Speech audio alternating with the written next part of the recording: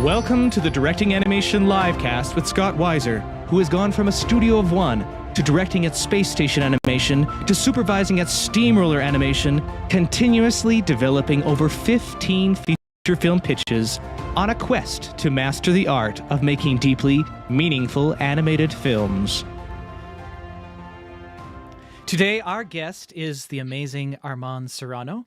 He is somebody who is highly influential in the industry just because of his great talent, but also the way he maneuvers in life, his religious convictions, his convictions of humanity and how he treats people and his approach to people and to projects and to anybody he works with.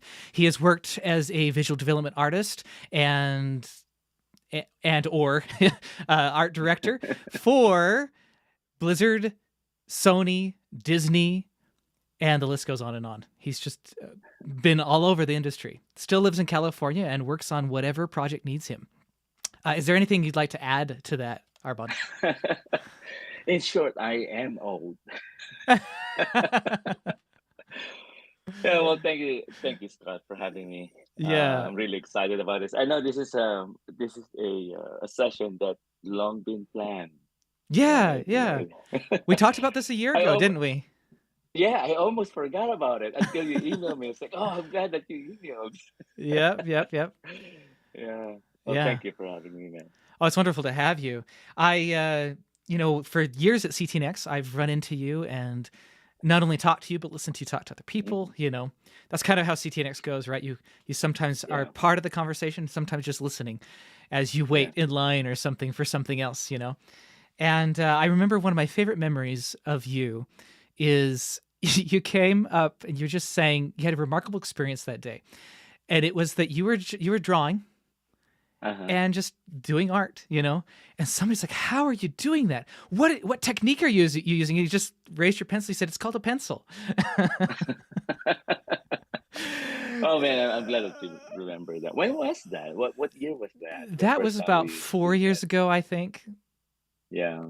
Probably the last ones before the pandemic, right? Yeah, it was one of the last ones before the pandemic. And I just remember thinking that was remarkable because, a lot of times we are looking for the newest, coolest thing, like the new technology or the new thing that's going to get us that extra edge. And you were just focusing on the fundamentals. Like, this is a pencil. This is, what I use to draw. But, it was also a very humble statement, I felt. You're like, it's just a pencil. When really what was actually going on was years of practice, years of the fundamentals, your thought process and how, what goes into that and stuff. At a high level, how would you explain your thought process and your approach and how you get to the level that you're at? You can tell your story. You can do whatever you want. No, I'll answer that first. In terms of my thought process, it's always going back to the fundamentals, to the basics. I always tell my students, until we die, we will still has to be mastering our talent on perspective. You have to live with that until we die as an artist, right? You gotta keep mastering anatomy. You have to know what's real first before we can stylize them in animation. I think it goes, and I was one of probably a good example when I was younger, as an artist coming into the industry. I thought I knew it all. I got here and I was working at the stylized projects when I first came on board in animation, and that was a while back in Manila, 30 something years ago. Yeah.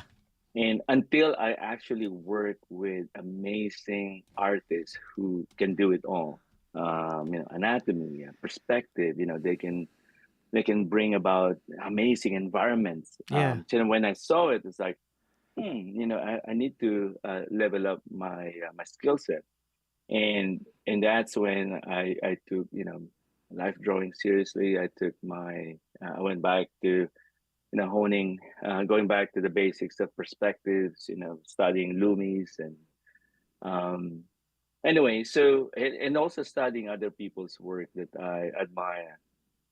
But even at the end of the day, it goes back again to the very basics. And I think I was hiding in I was hiding in a wall of stylization. You Ah, know, interesting. when we stylize things, we what we lack, we put it behind stylized. When we say, oh, when someone tells my work, well, you know, your line work is off, the muscle is off. Well, it's stylized, you know, or your muscular composition or anatomy is off. No, no, no, it's stylized. So we're always making stylization as an excuse for our inability to master those fundamentals. But that's wrong because in a trained eye, now that I am older and I'm more matured and my eyes is more trained, when I see something stylized, I can already tell if the person don't know their anatomy. I can tell if the person don't know their perspective, because that's the base. And for me, the rule is you have to know the rules before you can break them. You have to know what's real before you can stylize them. Yeah, So, and it's not the other way around. So yeah, that has been my, I would say, fundamental rule is if I'm in doubt, I look at what's real and go from there. You know, uh-huh.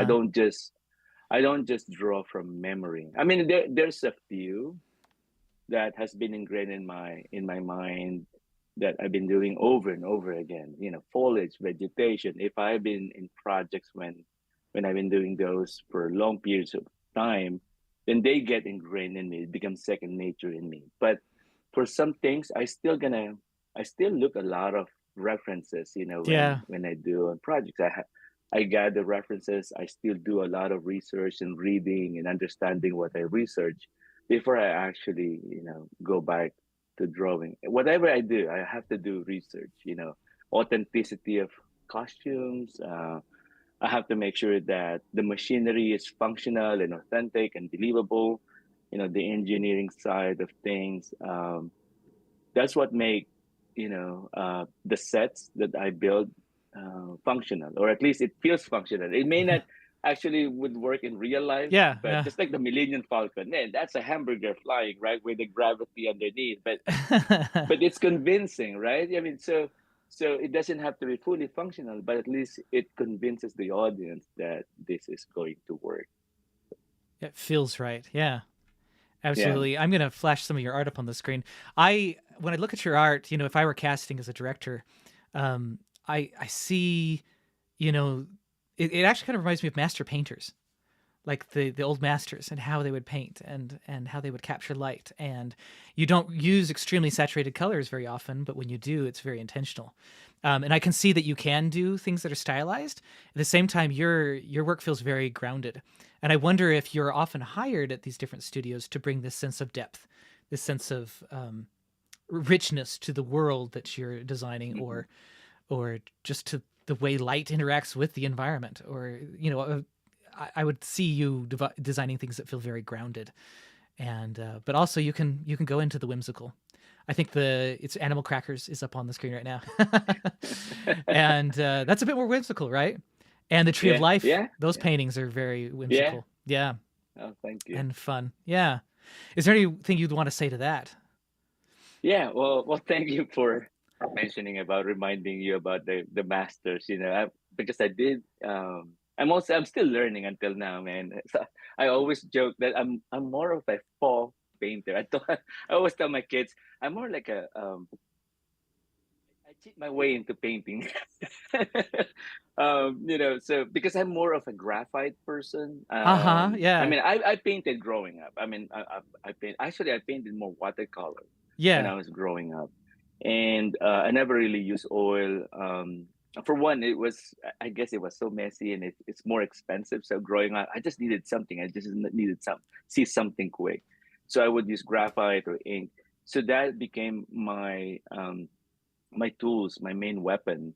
And when I started in animation, I was a layout artist Uh and huh. layout Oh, interesting. into the animation. Yeah, so I was a layout journeyman at Disney. And so the whole time I was just using graphite. So if you look at those old classical Pinocchio or Bambi, that's been my staple for so many years because I was in layout. So I never really dabbled into color for so many years. But I had to really drench and submerge myself into lighting, because that's we have to establish the proper lighting. And for me, I think it's a good advantage that I don't have to worry about color so much, but I'm worrying more about the values and the lighting, right? And how local values and how those things will be affected by lighting. So my focus is always on lighting. And I believe that discipline trained me. So when I needed to start doing painting, when I moved from layout to visual development, and now I needed to paint, I can establish that, I would say, I already built some muscles in my lighting and in my values, and now I have to deal with colors, because I mean, at the end of the day, in any work that we do, color is being carried by values, and it's not the other way around. Even if you Yes. have even if you have the best color sensibilities, but if the values is not working, then the painting is not gonna look right. Most of the time, if if you guys want to check this out, I did this in a few classes, in a few mentorship classes or workshops. We would pick artworks online, just random artworks or photographs, and that we find that there's something wrong with it. And 90% of the time, I would ask them, just desaturate it, and you will find what's wrong with this. When you look at an artwork and you see, or you're doing something, and you would feel like, I feel like there's something wrong in this painting, but I can't put my finger on it. The first thing you have to do is desaturate it, Oh, and you really? will realize it's the light over dark, dark over light that's not working, or it's the value distribution. Oh, they're washing out, so you cannot actually see the subject. So a lot of issues in a piece fall into a lot of those issues fall into the category that involves values and lighting. So anyway, yeah, I forget the question, but for me, that's kind of my artistic journey. Is I went through the lighting and value route first before I dabbled heavily back into color. So so when I started doing digital painting, um, I would always go. Uh, it took me some time to adjust, right? Because for Yeah. so many years I'm working on black and whites and grayscale values. So I had to go on a value route. Then from the values, when the values is already established and it's working for me, then I'm gonna go into color, making sure that that value stays intact. And it worked on me, and then I found a process that works for me, having that route. There's some artists that are really amazing, that they can just go into color and they have this amazing color and value sensibilities embedded in them. And I know some of those artists are, I mean, quite they're just amazing. I mean, so, but for me, every now and then I had to do a check and balance with my values just to make sure that it's working. So again, that's just my discipline, and that's how I'm wired. I think it's awesome. I I was often told throughout school and then into professional all my art that I did on the side, because I'm primarily Hmm. an animator. I was told that I had strong color sensibility, and so I went Hmm. into some classes to learn more about Hmm. color to kind of strengthen that. Even though I was told Yeah. I was strong at it, I was like, if I'm strong at it, I should probably keep improving it, right? Um, Yeah. and that was what they kept telling me. Value is the key.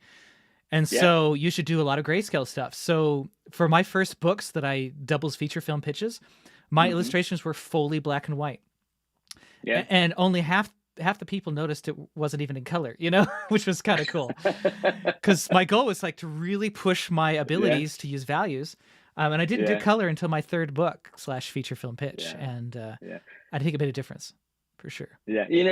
Those black and whites splash any kind of color, even the wildest colors that you could find, even unnatural colors, just splash any kind of color. As long as the values is right, it will hold up. Yeah, But if the value is not right, whatever color you use, it's not gonna work.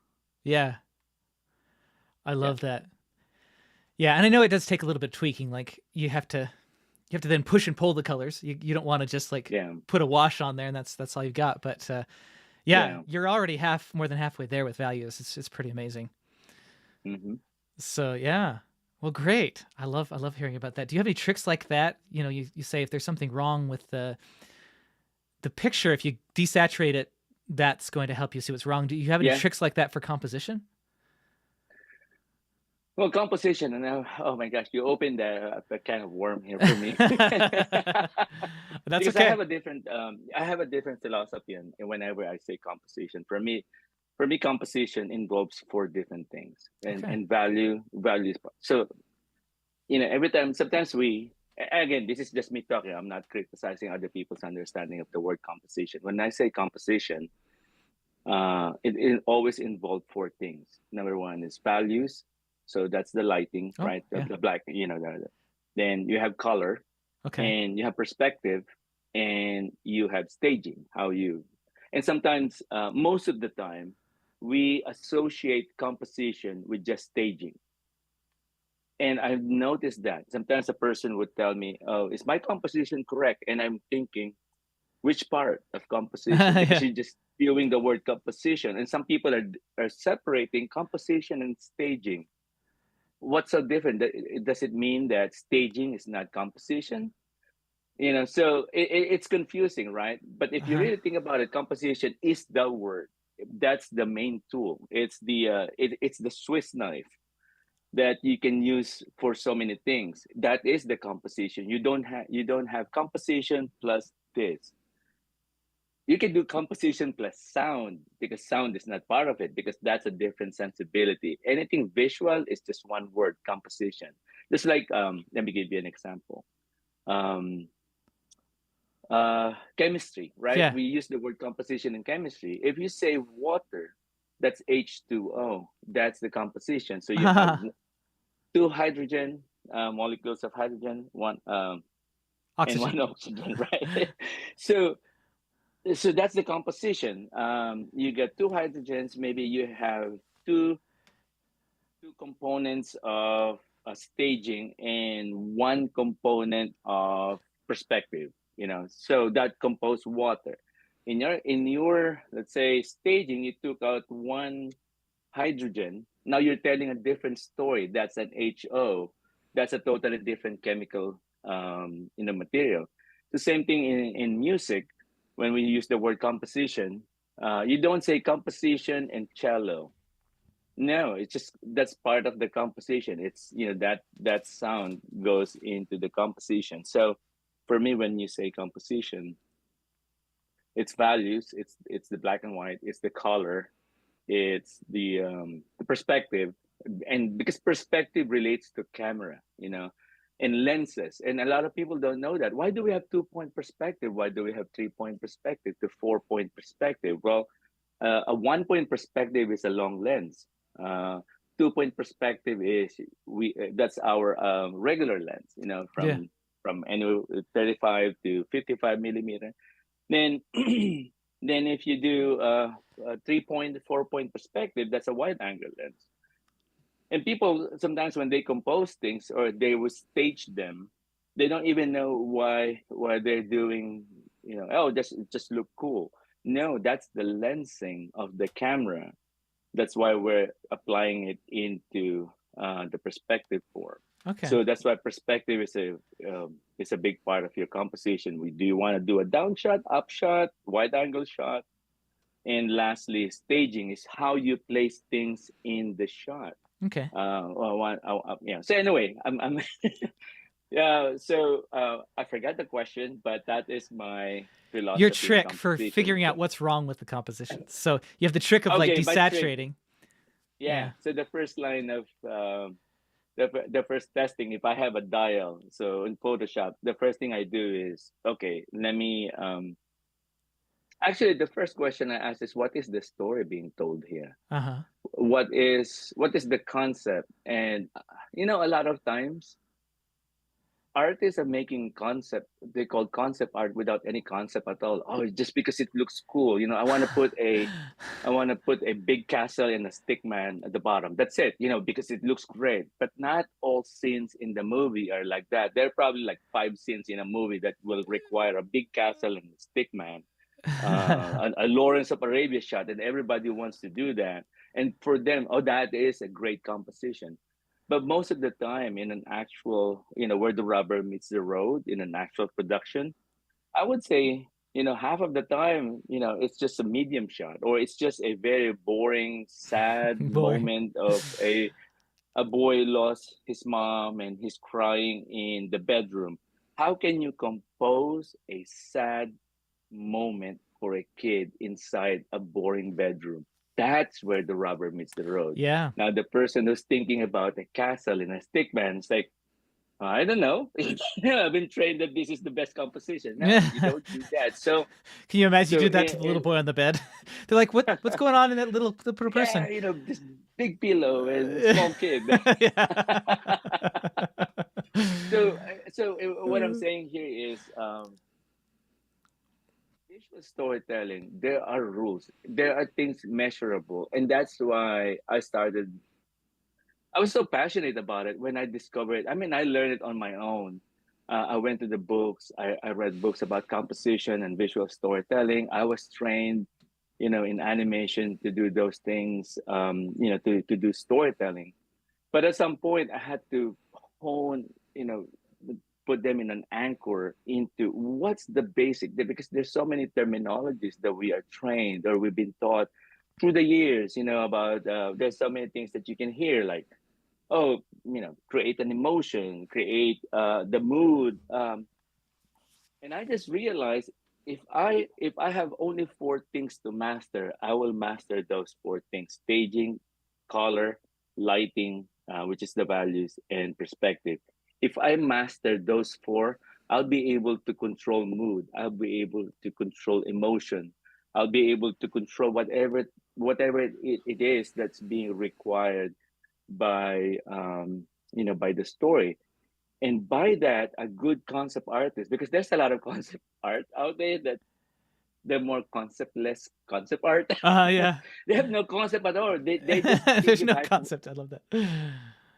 They're just piggyback riding on another person's visual storytelling that they found on ArtStation without them even knowing what the intent of that artwork was.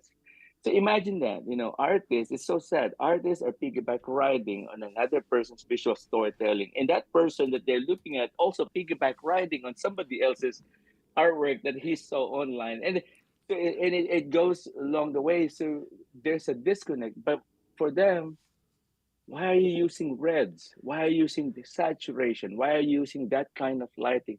Why did you pick that perspective? Why did you make it an upshot? Why did you make it a downshot? Are you considering the emotion that will impact the audience by making those decisions? So every decision that we make on any of those four will affect the visual storytelling. So a good visual storyteller, in terms of using composition, just like a composer in music, is he knows when to put a minor or a major seven in their notes that will impact the audience. So every music has a story, and it will drive you happy or it will drive you sad. It will encourage you. I did this to my class a lot. I have them listen to Darth Vader's Death March, Hmm. which we all know, right, from Yeah, Empire yeah. Strikes Back, and it's a really ominous, it's a minor, music. Then someone played it on a major, just one note change, and it sounded like a graduation march. It's like Yeah. really happy, joyful. Yeah, I finished my school. That kind of feel, and that proves the point that just one note changes the story. Same thing in our composition. If you know what Oh, you're doing, yeah. or it would determine also if you know what you're doing or you don't know what you're doing. So there's a lot of visual storytellers that don't know what they're doing because they just piggyback riding on somebody else's artwork, as opposed to knowing how to control the minds of the audience, the perception of the audience, which is our ultimate goal as an artist, is to control your audience because you're telling a story to them Interesting. by making a composition that would work for the audience. When we compose things, it's not for us. We know the story. We're the storyteller. It's for the audience. It's They're for the the one who's audience, yes. watching. It's for the Yeah. audience. It's nothing about me. It's about them, right? So that's why you have to know the audience. It's like telling a joke. If you don't tell the joke right, the components, the timing, when to intonate, Yeah. and if you tell the story and and your audience didn't laugh, there's a breakdown somewhere. Same thing with our visual storytelling. If I want to make my audience laugh with my one piece painting, then there has to be a breakdown, and the breakdown is somewhere there. It could be the perspective, it could be the values, it could be color, or it could be the staging. Yeah. So yeah, I mean, there's a lot of things to learn, but actually you can consolidate things into those four, and once you master the four, you can tell any story that you want through the pieces of art that you make. Yeah. Let me give you a bit more background on that question too, if we want to go any deeper on it. Right now, I am re-storyboarding an animatic for one of my feature films, and Mhm. it almost works. It almost did well with the audience that I'm pitching it to, and I Mhm. almost got the funding. It's just off, right? And Mhm. actually, the moment I saw it failing, I could see what was wrong with it, right? So I'm fixing it. But one thing I'm doing to like push my abilities as a storyboard artist is I'm taking Miyazaki's storyboards and Mhm. I am drawing them, Yeah. and I'm studying them, and I'm looking at like how he progresses from one shot to another. Yeah. And I mean, you talk about doing something that's really humbling. Like I look at that, and I just see this master at work, right? I'm like, how did he think about that? How did he? Yeah. And I'm getting it more over the years as I've done this exercise. It's really Mhm. opened my mind. But still, even so, once I do a composition of my own, I'm always wondering how to push it. So my question Mhm. for you, just one more on composition, is when you get a storyboard that they say do a concept piece of Mhm. this storyboard, Yeah. what do you do to push that? Is it those Yeah. four That's a good elements that question. you'll go into and you just kind of Yeah. go down that? You can so in visual storytelling, as an art director, we do color keying, right? You there's key moments, and you can see the progression of the color, and Mm-hmm. with the set rules that we would put on color, and you can also create lighting key. Mm-hmm. So think about this: if you can graph them, so you have a graph, right? X and Y, so scene numbers and intensity, Yeah. the intensity of that emotion. I'm just gonna keep it simple: intensity and scene numbers. Okay. So let's say I want to bring my audience to a wild roller coaster ride. James Bond is so good with that. When you watch James Bond, you have a pre there's a something, or they are in the middle of an action, right? As soon as you sat on the theater, boom, you're right in the middle of this climax from a previous mission. Yeah. Then it would ease you into the movie. If you're gonna graph that, as soon as you sit right on the first shot, the intensity is so high, like boom, it's right high up. Then it's gonna graph down, the emotion goes down, then gradually bring you up to the new story. How can you control that? Is through composition. You can graph everything, so it means we're people are only, or we're so limiting when we only do, oh, can you color key? Yeah, I can color key. Can you do some lighting key? Of course we can do lighting key. You can also do camera key, wherein, and this is how I see it. So when you key the camera, you can start with horizontals, right? So everything has to be, or even camera move, control camera moves. So don't do a lot of down shot, up shots, unless they're establishing. So do them. Um, Again, I'm making this example here. Yeah. Yeah. Maybe at the start of your film, everything is just static. Then you start adding camera moves. Then there's a little bit of fight here, so there's some camera tilting. So when you graph it, it will start. Then it's a poop, poop, poop, poop, poop, poop. Then it goes back again. Then you're testing the audience and give them a little bit of excitement just to engage them on their seat using only thinking. This is just camera that you're thinking about, the movement of your camera. Mm-hmm. Yeah. Then there's a fight scene. Then you start doing, and you're jarring the minds of the audience. Where you left off here on the left side, you pick it up on the right side. So these are some rules in camera that you're actually jarring your audience for a purpose. So it's very intentional because you don't want them to engage. You want to jar their mind, their senses. Then you bring them back into a setting. So you control them. So you get the graph doing this, boom, boom, boom, boom, boom, boom, boom, boom, and then suddenly you settle them again. You can key anything. You can key your perspective. You can graph your perspective with regards to, let's say, extreme shots. You can graph them because all those things can be graphed. So in your movie, in your timeline, you have, let's say you have so many graphs, you will see that, oh, you know what? Maybe I will tone down my camera moves here, but actually I want to accentuate the use of saturation on this part. So from your graphs, you see the entire movie. So again, that's how because I was doing a lot of workbooking in 2D animation for features before at Disney.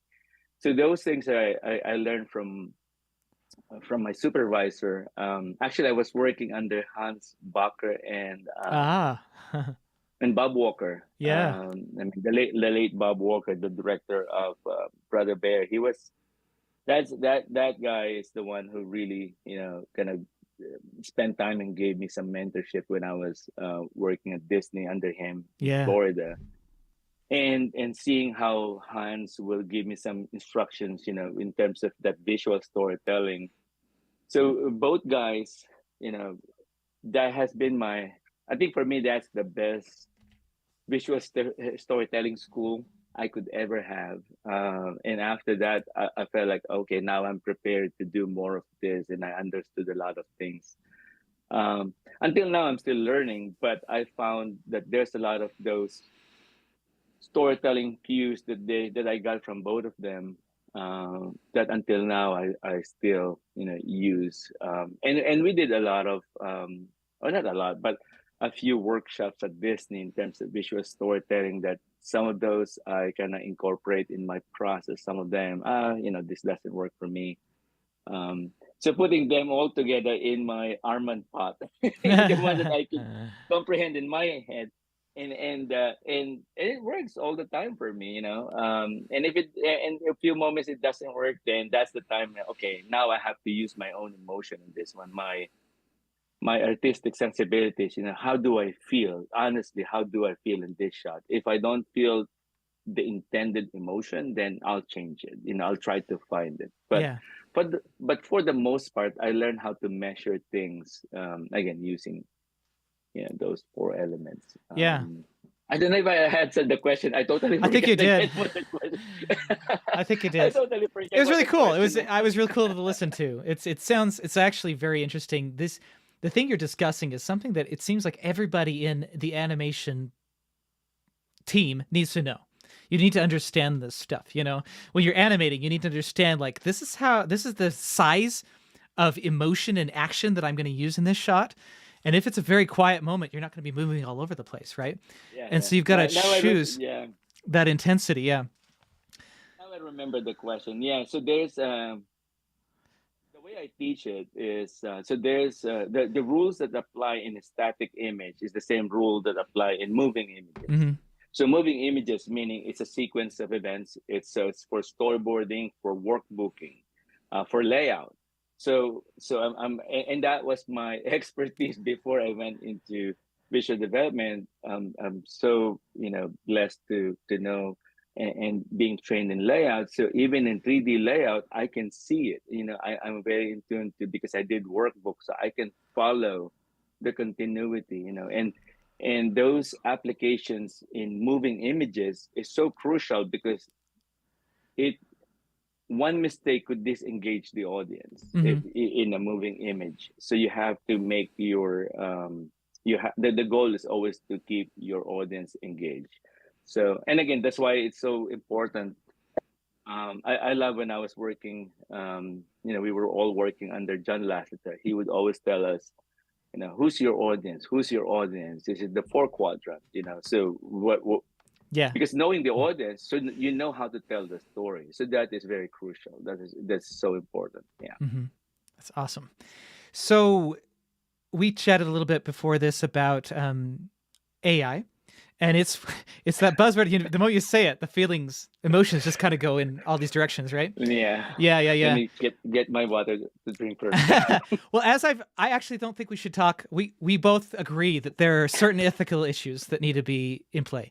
There's always Mhm. the reality that it's here to stay. We got to just kind of reconcile with it, see what we're going to do with it. At the same time, as I was listening to you, I think that one of the negative consequences of AI is it seems like a lot of students are losing their drive to learn the fundamentals. Mhm. What kind of case? Because and I know that you're the kind of guy that you're one of the first artists I saw using AI and very excited about it, right? And I know you've stopped because of ethical issues, Mhm. but at least temporarily until those Yeah. get sorted out. But uh, so you're not threatened by it, and at the same time, Mhm. you still practice the fundamentals. So what's your case for that? Yeah. Let me consolidate my mind here. But so yeah, when it came, I mean,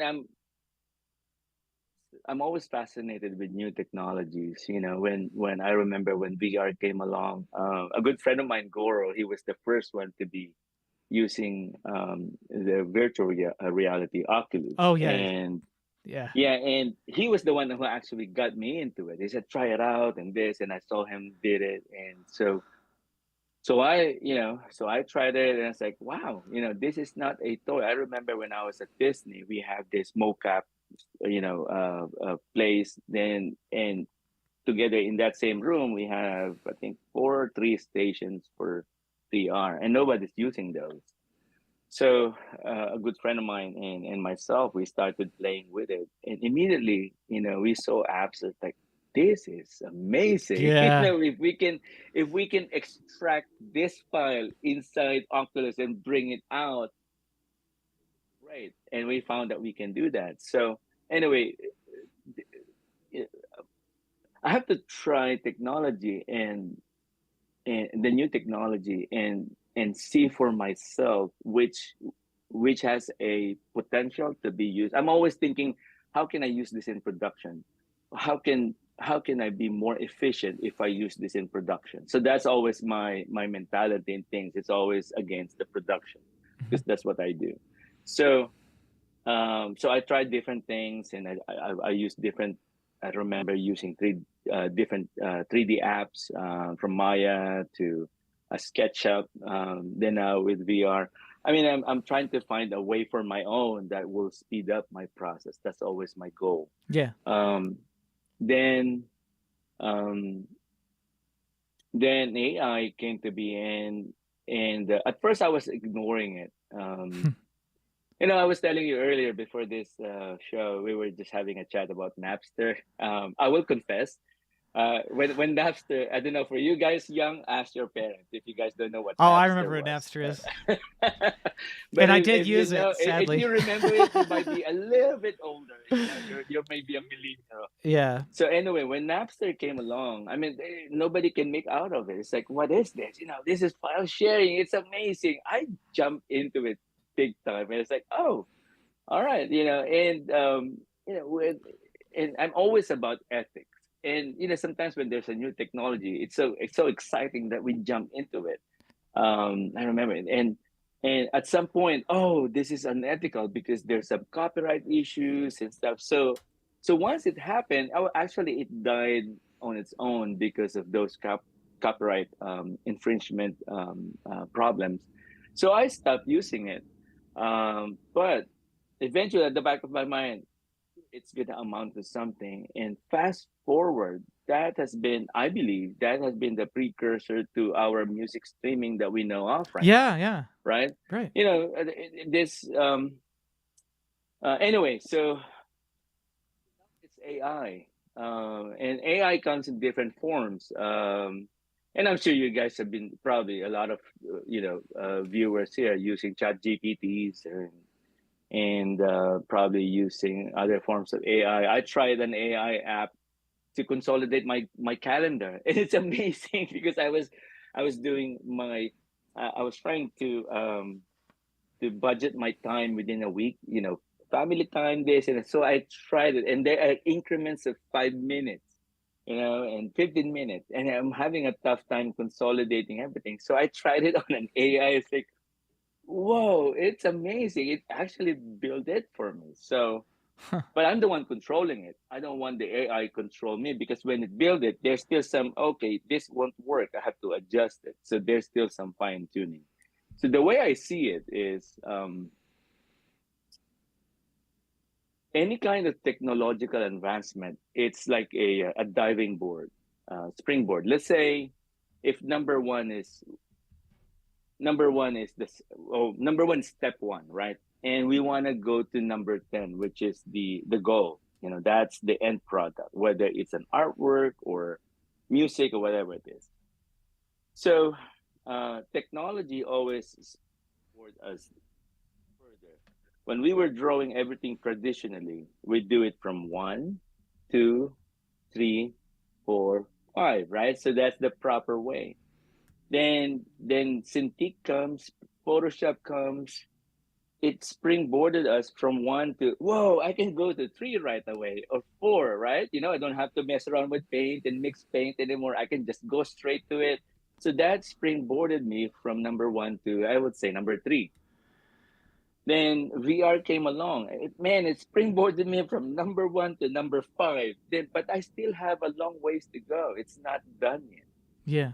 Then when the first, I'm all for ethics and everything. All those use. That's why I stopped using, or not stop. I paused on Mhm. using AI for the meantime until it gets regulated.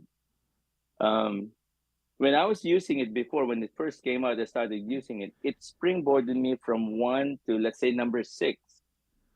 But it's not the end product. It still looks so bad, But it springboarded me. It gave me some foundational elements, just like everybody who's photo bashing stuff, and they thought, Yeah. okay, so this is my base painting, then I will move forward. So I found AI to springboard me a little bit farther than if I use, let's say, a photo bash. But I still have a long ways to go afterwards. So that's Yeah. the human component. I love that.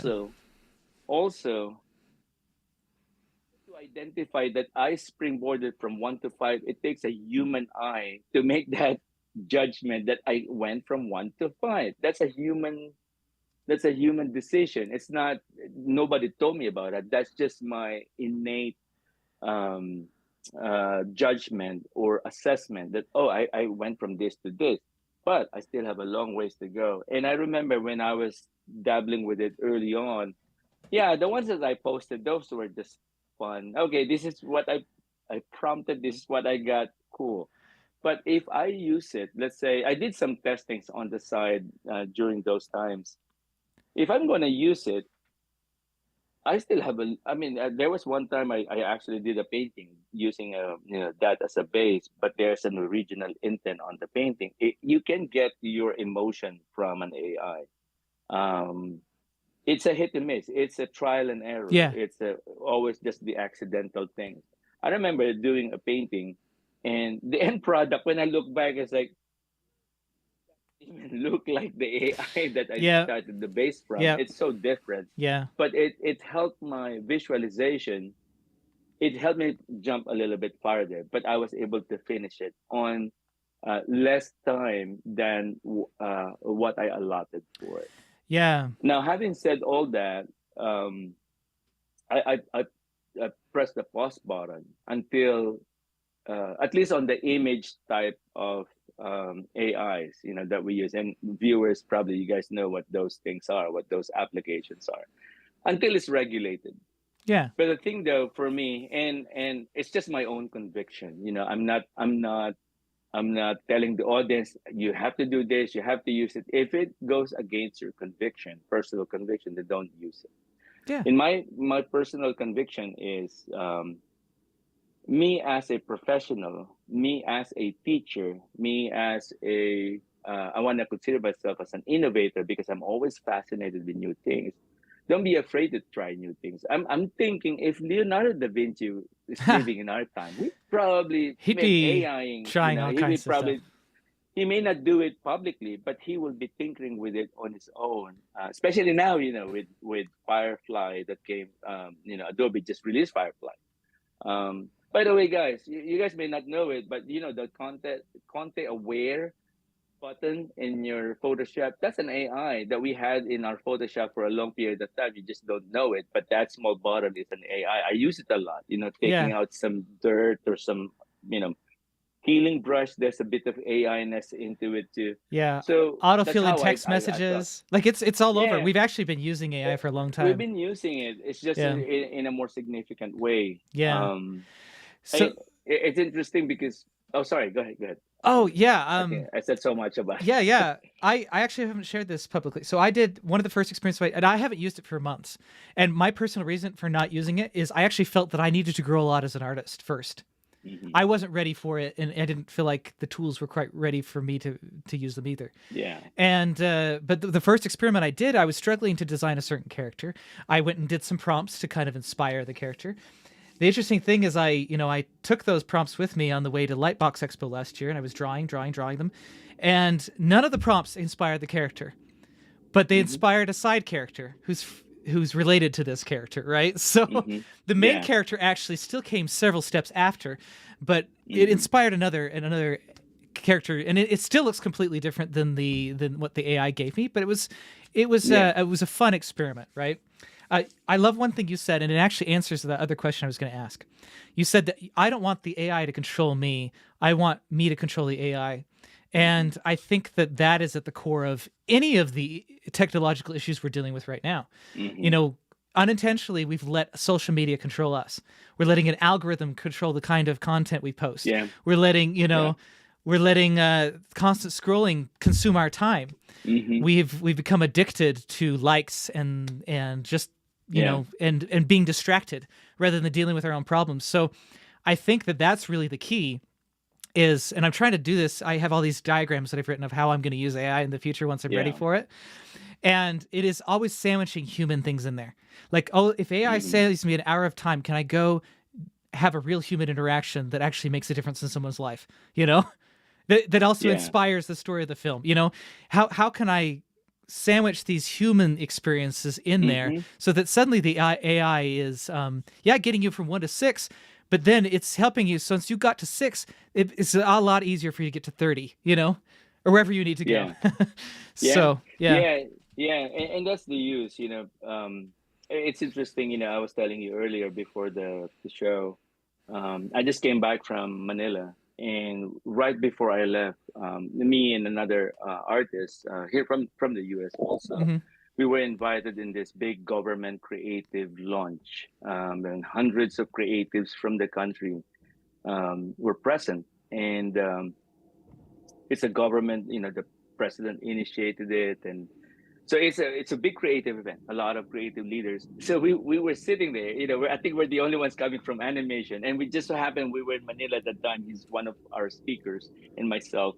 Since we were there, they invited us to sit down on a panel, and I said, oh sure, we'll go. And so we were sitting in a panel, and I I asked them, so what the top? I didn't even know what the topic was, and they showed me the topic.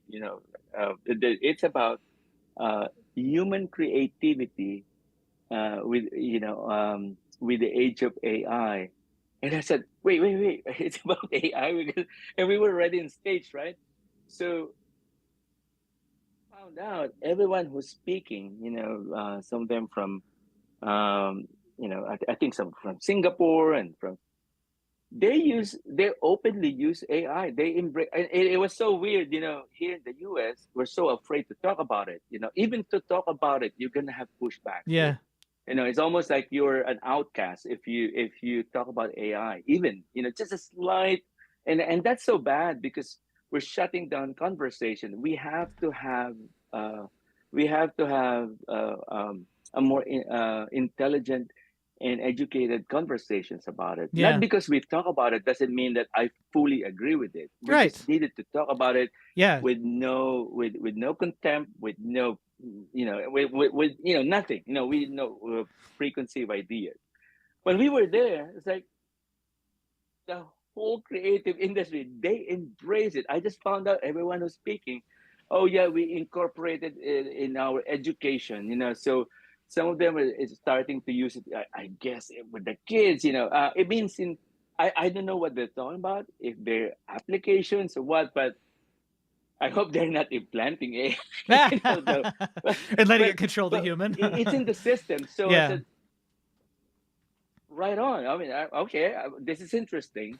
So I was listening to all of them and trying to get, okay, that makes sense. You advertising, they embrace AI there, in Asia. Yeah. And in my mind, we're going to be left behind here in the Western world if this, if they're in Asia, using this, so they are jumping way ahead of us, right? Yeah. And I don't know. I mean, there might be some ethical issues or what. I'm not even dabbling into that, because for me, my personal conviction, if there's some ethical issues, then I won't use it on my own, just for me. Hmm.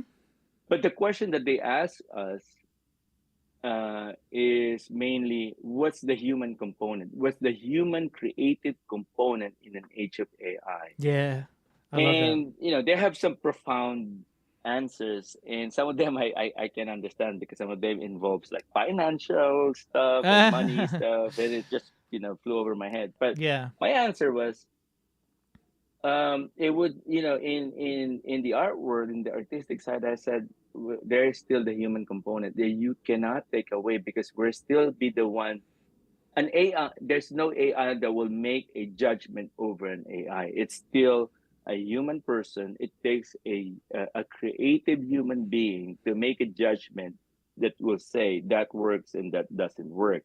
Yeah. And for that person to make the judgment, and this is what I share with them, is you have to go back to the books. You still have to know your anatomy. You Still still go have to back to the your basics. Yeah. lighting, your Yeah. color, Yeah. to for you to. I said, there's a lot of happy accidents on AI, just like in any other And that's why tool we that we like it, use. actually. But That's why it's inspiring. yeah, Yeah. but the problem is, a person who's lazy and not, who's not practicing or not building their muscles on the fundamentals, they wouldn't even know that the happy accident, there's happiness in those accidents. They wouldn't even know that accidents are happening, because they can even tell which one is happy and which one is not happy, Yeah. right? So that's the problem. It's, you're, yeah, okay, let's just, it's laziness. I think I believe that's the problem with that. With social media, you mentioned that, I'm just going to go for the likes. And I remember there was one time there was one person, told me, hey, you should hire this guy. He has 1 million likes. And I said, I don't care about the likes. Not because 1 million people who are not artists liking this person's artwork will make me hire that person. I'll be the make I'll be the one to judge that the hiring process for the person. Yeah. So like is not, and I just tell to your audience that having so many likes in your social media doesn't make you a better artist. No, you brought You're up just Da making, Vinci. Da Vinci for yeah. 16 years was there's actually a YouTube video called "This Guy Was a Loser." Da Vinci was a loser because for 16 Yeah. years he was considered in the art world a loser, but then he's now considered one of the most revolutionary guys, and it's because he just kept working on the fundamentals. He kept Mhm. working on his passion, and after a while, people started realizing what he was doing. Yeah, And yeah. So yeah, if you don't wanna be liked on social media, go ahead, and that's as far as you would go. People would do that. They would ask me, "Hey, how can I get to Disney?" And I said, people told me not to compare myself to any other work, and I said, no, you have to compare your work to somebody else in order for you to get to Disney. yeah, That's always the question when I talk to students. How can I go to Disney? How can I work for Disney? I said, do you have art of books from Disney? I said, and they said, no, you have to start buying art of books of not Disney. Why? really. Because that is, you're so fortunate that you have access to the standard of what Disney artists are doing. In my time, I have to go to the library to make Xerox copies of the. You guys can just access them online. Look for someone who's working for Disney, then compare your artwork to that person's work, right? So it's, then you have to do your part, and then that's the point I'm making is, then train yourself. Don't be lazy. Don't just rely on, I want to get so 1 million likes on my work. Then you're not aiming for Disney. You're aiming to be popular on social media, then just I don't know, just go dancing with the stars, I guess. If you want to If make you want to be yourself, popular. popular, So, but if you Yeah. want to go for Disney, what you need to do is look at the artworks of people who are working with for Disney. Then that's your standard. You know, go back to the basics and attain that is the mark. If you think that your artwork is really close now to that person's artwork, then send it to Disney, send it to DreamWorks, send it to Skydance. Or if you think that you're at par with the quality of the person you're looking at, then send it to Disney. Or Yeah. if you think that your work is now better than that person, then by all means send it to Disney. Yeah. And But if you if need you're just instruction on that. So, oh, sorry. Oh, no, no, no, no. Yeah, yeah. I mean, Yeah. if you're just going for likes, then it's so sad. You can only That's the level. If your goal is comparing yourself to the best person in your class, then that's as far as you would go. Then you would be the best person in your class, but you're not. It's not going to bring you to Disney. If you compare your artwork to your teacher, then your goal is the class. You know what I'm saying? Yes. Yeah. Whoever you put as a comparison to, that's only as far as you would go. So I'm not undermining teachers. I'm a teacher myself, but if you're comparing, if your teacher, if your high school teacher, art teacher is you just want to be like him, then compare your artwork to his work. But if you want to attain the Disney standard, then go for that goal.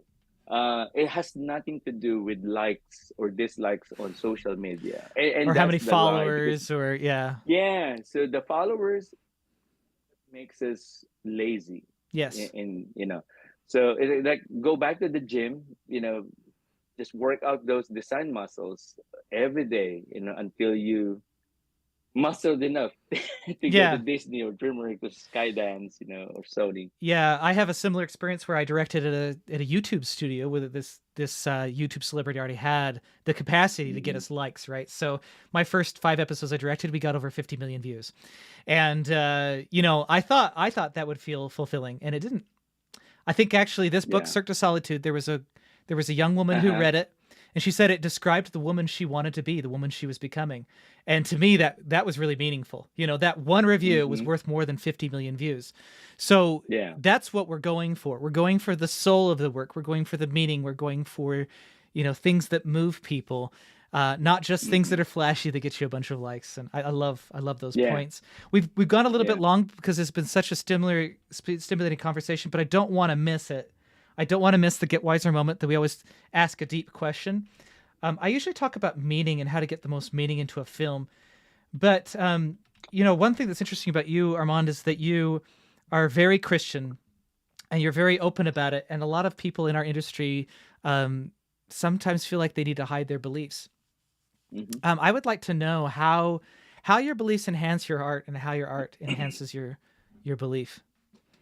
Yeah. I mean, thanks for asking that question. So, um, I don't have a separation of church and state, in my belief. Because sometimes we compartmentalize, right? Oh, I'm a Christian, but I don't want to be out as a Christian, in animation, because I felt like, some people would tell me, if I go out as a Christian, that's the end of my career. Yeah. But actually, it's not. I think, I do believe that my faith um, played a big part, if not the most major part, in my career choices. Hmm. I do believe in God, like what you said. I do believe in God, and every time people would ask me, "So how can you get out of your creative rut?" So I said, number one, I always joke about it. Number one, I think about my bills. So, but I mean, seriously, I mean, I would just say, I just take time. I would pause and I pray. Because I profess a Christian, so I pray to my creator, right? So if we believe that there is a creator, which I do believe, that God is my creator, and he's the ultimate artisan. He created everything, the heavens and the earth, and the heavens and the earth declares the glory of God. that is the person I'm gonna ask. I'm not gonna ask my person beside me. I'm not gonna ask, that guy, this guy, that guy. I go back to if there is a fundamental, I'm gonna go back to the foundation of everything, which is God. So 100%, guys, never 100% and never fail. I in no time I'm back on my feet. Yeah. In the creative juices, Are comes flowing. back. Yeah. Yeah. So honestly, I mean, no kidding, um, yeah, no pride or anything. I would say that I never really got into a creative rut at all. Yeah. In the past years of my life, I'm looking back. Is there? Yeah, I do get tired, and if you get tired, guys, sometimes we mistake tiredness as, oh, I'm in a creative rut. No, you're tired. Just rest. I don't know, play video games. Yeah. And then go back to work, or Find some look way to at the books rejuvenate. that. Yeah. Yeah, I mean, just because a lot of us are you know so a lot of us are just tired, and the reason that we're so tired, as a person on a Monday, how are you? Oh, I'm tired. It's just a Monday, guys. It's I'm so nothing. You happy should be it's a refreshed. Monday, but are you tired already? So I don't want to hang out with you because you're so tired. Don't be. I mean, so excited. It's a Monday. It's the start of the week.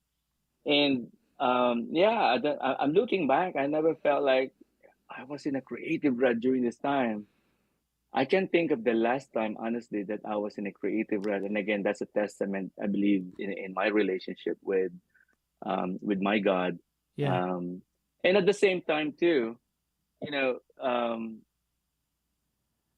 I think that the values that I put in my work, um, the my God requires me to have excellence in what I do. Yesterday we were just having a study online, and I was sharing that to the artist that beauty comes. The reason why we have beauty in our work is because of excellence. Hmm.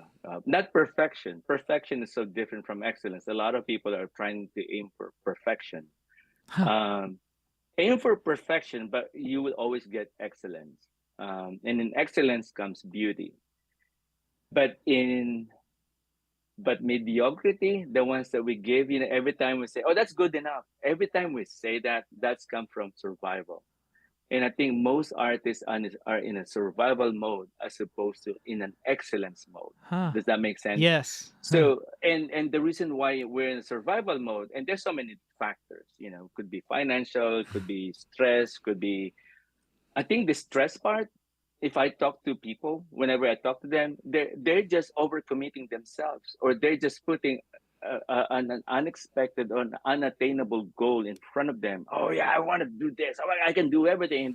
No, just be realistic of what you can do within a day. We can only do so much within a day. And in that, and how did I learn that? I just learned that from the values because of my faith.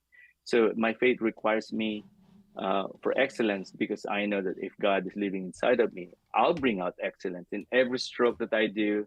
It's anointed in everything that I do. There's a divine influence on it. So if there's an Armand here, which is that believes in God, and the previous Armand here that doesn't believe in God, we may do the same stroke, but this stroke will go longer than that old stroke that I would do, because I believe that there's a spirit living inside of me. Hmm. So yeah, so I never settle for just good enough, and that I always translate that to my students. If it's a good enough, we will push you a little bit more. I mean, good enough doesn't cut it. In the teams that I lead in production, there's some people that cannot.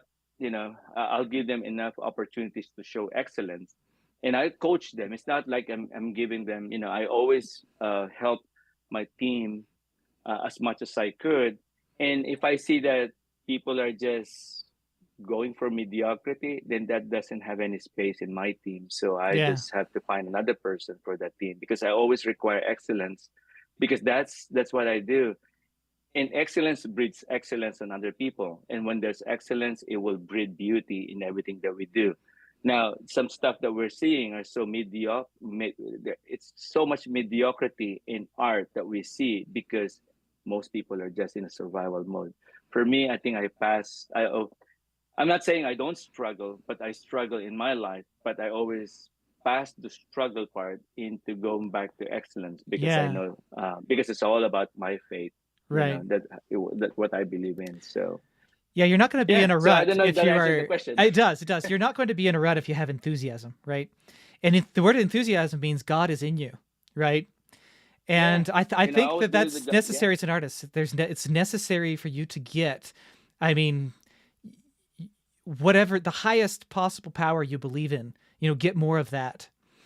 And if that's not working, then get a higher power, and I mean, yeah. it's yeah, and if it doesn't show in my life, then it doesn't show. But I think for Oh, the it most it part, shows.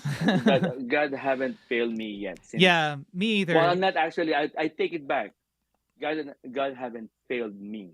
I don't say yet, because I'm not looking forward to the time that He would. I knew for a fact that He wouldn't. So Yeah, I do believe, until I die, until I retire, or even beyond my retirement, I'm still gonna be doing what I love to do, as He allows me to, and I'm willing to keep going, yeah, as long as I'm, able. But I know that I wouldn't rely on my own strength. I always rely on His strength, and that what kept me going, and yeah, that what make me so passionate in everything that I do. yeah. I And at love the that. same time, what's amazing is I do have a family, guys. I do have family obligations, and I use my family. I spend time with my family. That's my priority. I don't care about studios. I don't care about my job. If it's my priority, if it's time with my family, that goes priority over everything. My time with God, my time with my family, then my time with studios. So my Yeah. advice for you guys is, don't make the studio as your identity, nor your destination. Your No. that Yeah. studio, yeah, the studio that you guys in, that those are just vehicles. You're in a journey. Yeah. And layoffs And at the end of, happen, and all sorts of things happen. I actually, yeah, I had a friend that had a conversation yesterday, and it's a cool conversation because, he asked me if my religion and my beliefs have impacted my career in a negative way, and yeah, I said yes. hmm, Like, I know there are jobs and different people who didn't want to work with me who, yeah, because of that, but that was a good thing because yeah, it weeded out the kind of people I want to work with. I want to work with people who yeah. are open, and they don't have to have the same belief system as me. Obviously, Oh yeah, it's a matter of yeah, respect and openness to learning and to exploring together. That honestly, it has made my career better, infinitely better. yeah, So, yeah, I love everything you're saying. I think that answered the question really well. And yeah. So yeah, I mean, it's um I forgot what I'm gonna say. I mean, it just slipped my mind. So anyway, that's my age coming in. So yes, no so worries, no worries. yeah, yeah. We're That's about all to I could wrap, and share with you. Yeah. yeah, thanks a bunch for coming on the show. It's been wonderful, wonderful discussion. I learned a ton. And until next time, I hope we all get a little wiser. Oh, it didn't play. This is when my end video plays. You can tell this is live. This is not pre-recorded. Here we go. Thank you for watching the Directing Animation Livecast, hosted by Scott Weiser. Audio version edited by Kira Horowitz. Copyright Scott Weiser LLC 2023. Don't forget to subscribe on YouTube and ring that notification bell.